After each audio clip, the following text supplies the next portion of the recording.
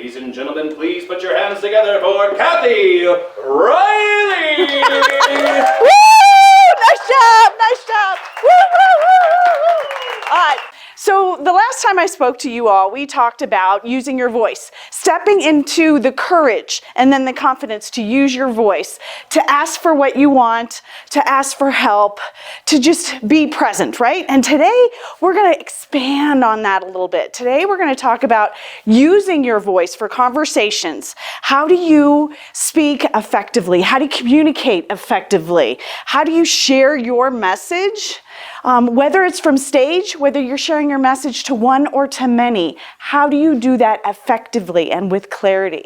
How does that sound? Great. Who wants some of that? Yeah. You want some of that? All right. So I call it speak to grow. All right, because communication is important, isn't it? Would you agree communication is important? Absolutely. All right, awesome. So we're going to have a couple tools, a couple tips, a couple suggestions.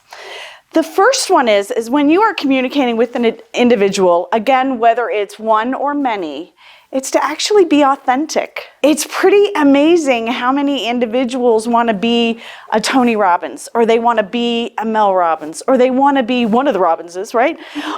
They want to be something that they're not. And when you're speaking and you're not authentic, it shows. Have you ever seen somebody and they're talking about something, you're like, something's not right? You know? So be authentic, your authentic self. There's a lot of coaching out there that says you should, stand like this and posture this way and do this and do that. I say hogwash to all of that. You are going to look so stiff and so uncomfortable that people are going to say, what's wrong? Something's going on. And it's like, no, because he told me I got to stand like this and I got to smile and I got to do this. It doesn't work. Just be yourself. Be your happy, authentic self. Share your message from a place of heart. When you are in one-to-ones, right, and you are trying to grow your business, be authentic. People can read through the crap. They really can. So just be authentic. Does that make sense? Yes. Yep. All right, awesome. We're going to talk about creating an emotional connection, a rapport with your audience. That is so important. We're human beings. And it's a relationship. It's a two-way relationship. And so when you're communicating, you want to have that. And here's the thing. We are going to disagree. We're human, right? So what can you do to set yourself apart as you're communicating, right? And be appreciative of the fact that we all have different perspectives. So there is a huge argument going on right now. It's all over social media. It's just pretty crazy. And I know it gets a little, uneasy, but I'm going to bring it up here. We've got this. You're going to help me through this. I'm curious, and we're going to take a poll in the room. So, is it this way? Oh, yes. Or is it this way? No. So, hands up this way? Yes. Oh my God, really? Okay. Hands up this way. Yeah. All right. You guys, this way wins. Yes. By a show of hands. Not by much, though. Sorry. Not by much. But when you understand that we all have different perspectives, right? Right. We're creating rapport by appreciating the other person's perspective and understanding we're all humans, we all think differently. This world would be so boring if we all thought the same. Wouldn't you agree? Yes. All right, so appreciate the other person's perspective. In addition, as a speaker, do something to grab the audience, right? You've got 7 seconds, they say, to captivate. Who thought this was a pretty good idea? Yeah. It's so simple. And I just got it out of the bathroom over there. So, yes. So appreciate that you can do little things like that. And I invite you to do that yourself. It wasn't my idea. I borrowed it from somebody else. There isn't an original idea. We are all just using someone else's and creating our own. Did that feel authentic? Mm-hmm. Right? It was somebody else's idea, but I made it my own. Does that make sense? Do you like that? Love it. That was really good, wasn't it? When you're speaking one-on-one or to a group, have a clear message understand that not everybody's going to hear the same thing when you say it. Do you understand that speaking, communicating this way, and then how the information is received are two different processes? Do you understand that? So every individual in this room processes the same information differently. Some people are visual. Some people are auditory, right? It all depends. There's all your different senses, right? So it's vision, it is auditory, it is feeling, it is kinesthetic, it is movement. So all of that plays into how we process information. So when you are offering your message, make sure you are clear and concise in what you're trying to say, and appreciate that the people in the audience process it differently. So I like saying things like, do you get it? Or things like, do you hear me? Does this make sense? Are you with me? So you use those different, saying, raise your hand. You know, people are like this.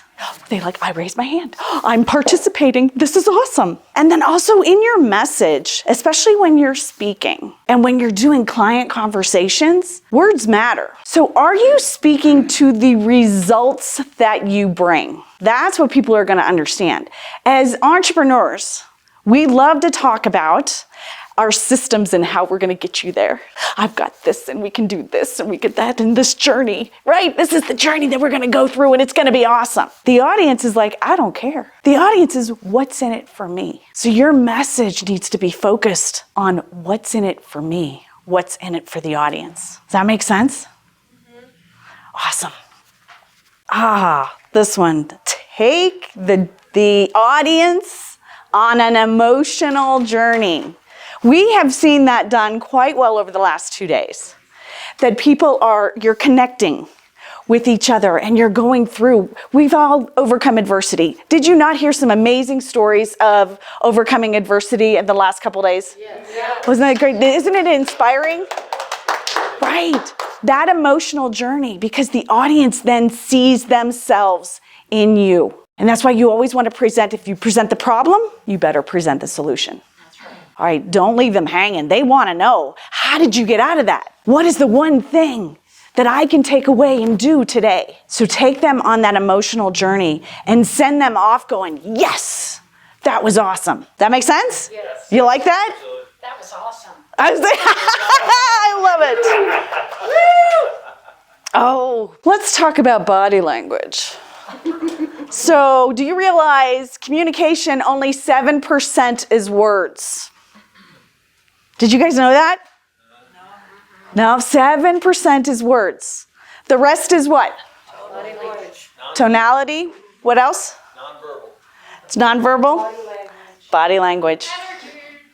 And the energy comes into play when it comes to your body language. That's right. It all plays in together. So you can say something like, really? Or, really? Or, really? Or even, really? So my body changed. My face changed, right? Do you realize that you are shouting and you're not even opening your mouth? And people are aware. As a speaker, oh gosh, even before that. So I spent 25 years as a litigation paralegal.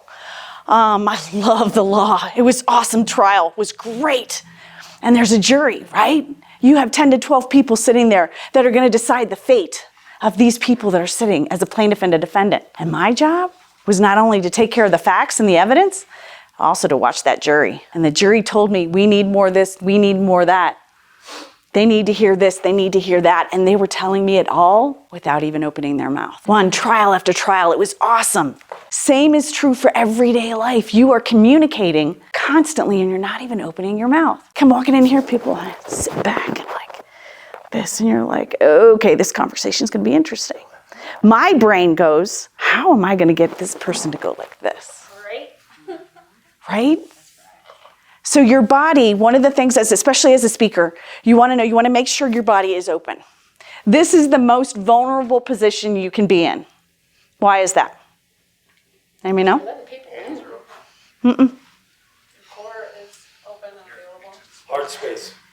Your core is vulnerable. You are showing the most sensitive parts of your body They're your organs. I take a hit here, I'm down. And when you're like this and you're talking, you are saying, I am open to you. I am open for you. So it's important to know that, because then when you do things like this is cutting people off, right?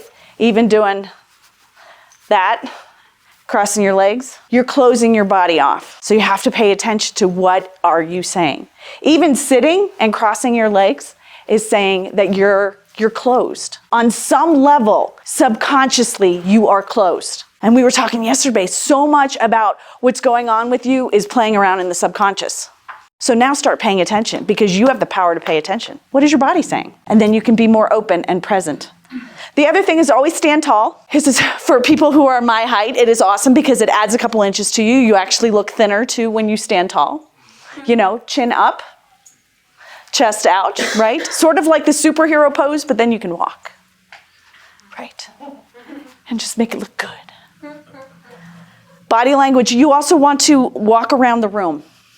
You want to look at people in their eyes. That is huge. One of the first times I started stepping into speaking, and I went to a conference, and there was one conference speaker that was constantly looking somewhere that I was like, what is going on? And next thing you know, half the room was going, so pay attention to what you're looking at. The other thing is creating rapport is when you're able to look at individuals in the eye. And I know as new speakers, it can be a little nerve-wracking because you're like, oh, look, she's looking at me. Oh, crap, what am I supposed to say right now? I forget what she's looking at me, and it's like she's smiling. She likes what I'm saying. But it's important to stay focused, right? And you can keep talking and like, your brain's going to go, okay, just, I got this, I can get back. Focus, Cathy, focus, and get back to your talk. The other thing I will say, there is no perfect speech. There is no perfect talk. There's no perfect pitch. Take that word perfect and throw it out. What you are going to say is what's meant to say.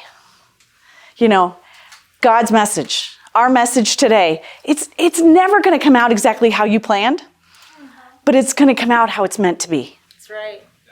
And he's telling us exactly how it's coming out. And it can be ugly sometimes. I've cried. I've seen people cry on stage. And I love that when you're showing the human side. And the audience also loves it too when they see that you're up here and you're this expert. Because speaking creates that posture as being an expert. But then you make mistakes. And they're like, oh, you're human just like me. Right. Okay, I like that. Wait, oh my gosh. You mean you're like me? I'm like you? We could be friends. That's important. You're building on that.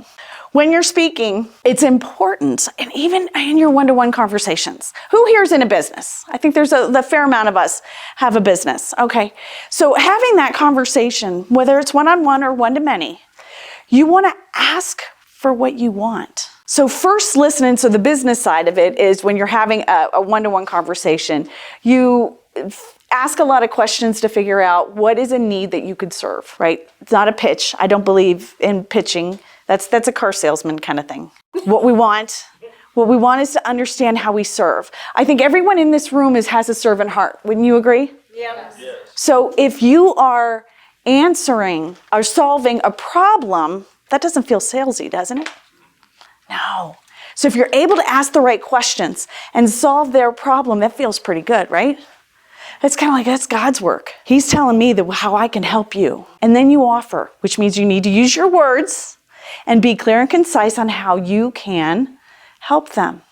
So that means you've got to have a call to action, right? A call to action. As a speaker, everyone has done a really good job about having call to action these last couple days. Yes. But that's what you want. You want to have them, first of all, you build that rapport. You got that know, like, and trust. You've taken them on a journey. They see that you're human. And then they're like, I want more. What can I? So have that call to action. If you do not have that call to action, you are leaving money on the table. Because in business, as a speaker, we don't do this for free, right? I've got a family. I've got a child wanting to go to college. Ooh. All right, so if we have to ask, we have to use our voice and ask for what we want in our business and in life. So as a speaker, you've got to have a call to action, something that's in alignment with your message and something that they're going to want. Does that make sense? Does that make sense? Yes. Yay, you're paying attention. Yay, all right. So as a speaker, this is going to be a little bit of the business side of speaking. You want to communicate with your event planner, asking questions like, okay, what's the schedule like? Who's speaking? What are the topics? Is there a theme? These are things you want to know because as a speaker, you're like, how can I show up for this audience the best way I can to have a message that resonates with them? With that, you need to know what's the event about. Just because you're asked to speak at an event doesn't mean it makes sense. Even if they're willing to write you a check. If they are not your target audience, if they are not going to hit home with the message that you deliver, it makes no sense.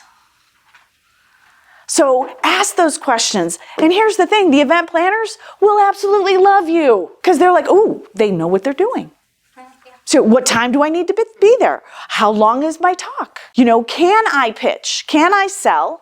And if not, the call to action, is this okay? Is there a table? You guys as a speaker, having a table is amazing. So you can put your little tchotchkes out there, right? Can you put them on the tables? Those are all good questions to ask.